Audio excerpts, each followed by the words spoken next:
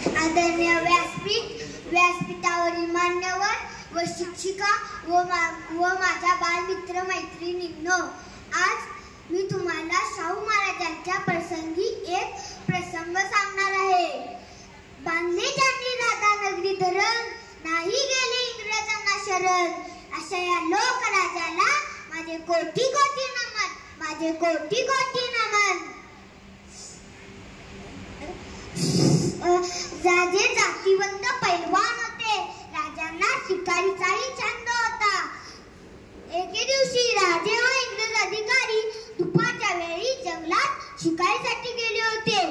तिथे पसायला गवारेडा सैरा वैरा धावत होता. राजे व इंग्रज अधिकारी घोड्यावर बसून त्याचा पाठलाग करू लागले. तोपर्यंतच त्या रेड्याने एका वाघाला ठार मारले.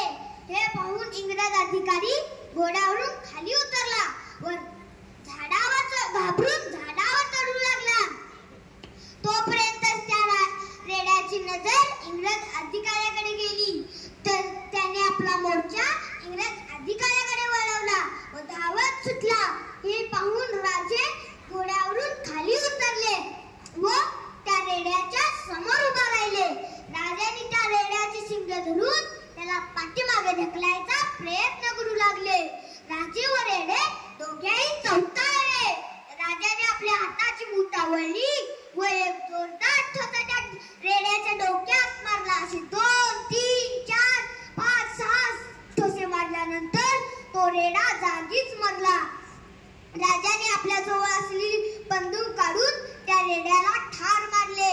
हे पाहून इंग्रज अधिकारी घोड्यावरून खाली उतरला व राजाच्या पाया पडू लागला. आज ही भवानी मंडप कोल्हापूर येथे त्या रेड्याचा पुतळा आहे. किती ती ताकद, एवढे मोठे मन, अशा या लोकराजाला माझे कोटी